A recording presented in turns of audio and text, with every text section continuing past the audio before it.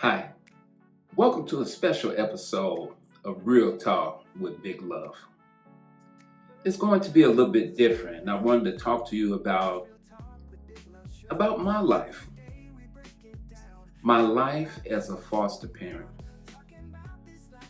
When my wife and I got together, we had our first and only child. It's a little girl, and we loved that. But my wife immediately told me that the store was closed, and I said, "Well, what does that mean?" Well, soon I found out that meant no more children. Well, we were kind of up there, at least I was. I was in my 40s. So there was no more kids that we were going to have naturally. Well, my daughter, I didn't want her to grow up by herself. I wanted her to have a companion, a little brother, a little sister. I wanted her to be the oldest. And so we began to pursue other avenues. And foster parenting was one of those avenues. We felt that there's a lot of kids out there, not really knowing anything about the foster care system. We just assumed that there were a lot of needy kids out there that needed a mother and father. And so we could do that. Our idea was to get someone younger than my daughter. That way she can be the big sister, a little girl, preferably. That way we can have two girls. And, in our fantasy, in our minds, we're thinking they could have tea parties and dolls and all these type of things. That's what we were thinking. Well, we got involved in the foster care system. There are many classes that you have to take. There are many rules and regulations to foster parenting.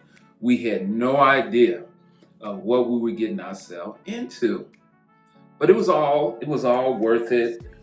Going through the process, understanding what it was all about, understanding what kids are going through, not just all over the country, but all over the world. There's such a need for parents to help raise these children. These children are just alone. But we ended up getting our license in the state of Illinois, and now we were ready. We were ready to bring home a little girl. Well, it didn't quite go as we had planned. We waited for the call, and then we waited, and then we waited. And it took about 2 months until we got the call. This particular day, I happened to be at work and just focused on the job, working hard, frustrated. And my wife called me. She said, "I got the call. And actually, I'm on my way." I said, okay, great. Just give me a call when you get there. That way I can go through it with you over the phone. And wow, this is great. So I'm at work. I'm eager. My whole attitude on the job has changed. It's just like I was expecting, like we was getting ready to give birth to a new child. So I'm thinking, what is this little girl? What is her name going to be? Oh man, how is she going to look? All these different things, I'm thinking about. And my wife called me.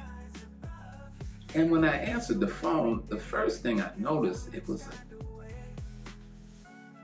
a sound. I had never heard this sound before. It was a screeching like sound, a loud wailing noise.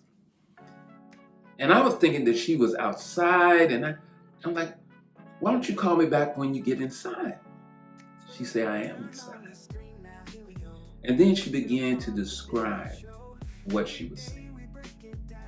She said the address brought her to this big black building, huge, almost like a warehouse. And on the outside, there were no signs, no title of what type of building it was.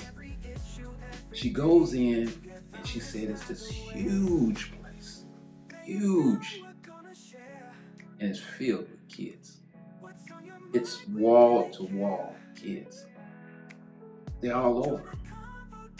They're screaming, they're running, they're playing, they're crying.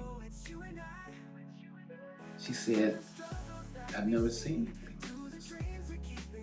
And I can feel how she was feeling. But I'm upbeat. I'm thinking like, okay, this is a terrible situation, but we're here. We're gonna save this little girl. We're gonna take her out of that. We're gonna bring her home. She's gonna be ours. This is the fantasy that I'm in. This thing that is far from reality in my mind. You know. She said, "Well, I'm here with the kids." Kids. She said, "Yes." She said, "Something I gotta tell you." I said, "What? What's going on? Tell me." She said, "There are two boys. Two boys." At this point, I just got quiet. They're 9 and 7. Their names are Devin and Logan. Devin is severely autistic. He can't talk. All of his teeth are rotten because the only thing that he's ever had to drink was Pops, Kool-Aid, sweet drink.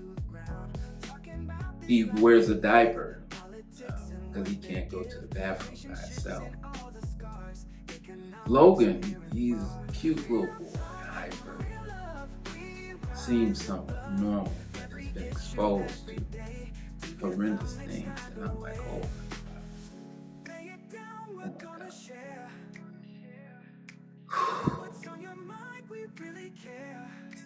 I thought to myself, I said, well, this is far from a little girl. I don't know.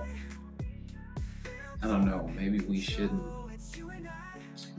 get this. Maybe by us being new foster parents, maybe this is more, this is more than we bargained for. No question about it. And then she said, and they're white. I'm like, oh, you what? She said, yeah, they're white boys. They're little white kids. Now listen, I'm not racist. I'm not racist. I can't be a racist. But I had planned on a little girl, African American, to blend right into my family, and we raised her as if she was our own. Now you presenting me with two white kids, one severely autistic, and this other little boy, two boys?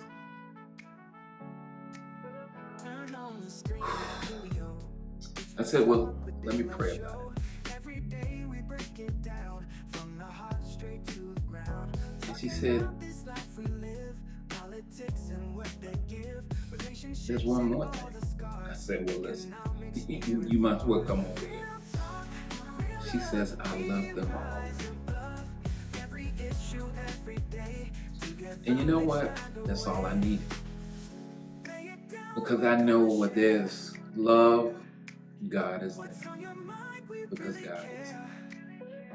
And I thought, this is it. This is what is meant for us. This is what we're supposed to be doing. These are the children that we're supposed to have at this moment, at this time. This is what we should do. I started thinking about it. I had a neighbor who has an autistic son. I said, well, there's a resource right there. Someone that I could probably count on to give me advice. Well, we brought the boys home, and it was just like my wife had described. They were wonderful boys. I fell in love with them as well. We took them everywhere we went. We took them to church, and my church family loved them as well, and took them in as one of them. They were part of our church. You would hear people, we would have some type of event. They say, oh, there go Leon kids. Get Leon boys over there. Get them over there. Get them some to eat. Oh my goodness. That was crazy. It was just the beginning of a whirlwind. And I can't wait to tell you about it. Well, that's it for this episode. Believe me, there's a part 2 that's coming. There's some twists and turns, unexpected. A lot of it has been unexpected. But let me tell you something about anyone out there thinking about becoming a foster parent or wanting to get involved in the system to help children, do it. If you got a heart and if you can love, do it. The need is so great. Oh my goodness. Until the next episode of Real Talk, my name is Leon Big Love Wilson, and I'll see you on part 2.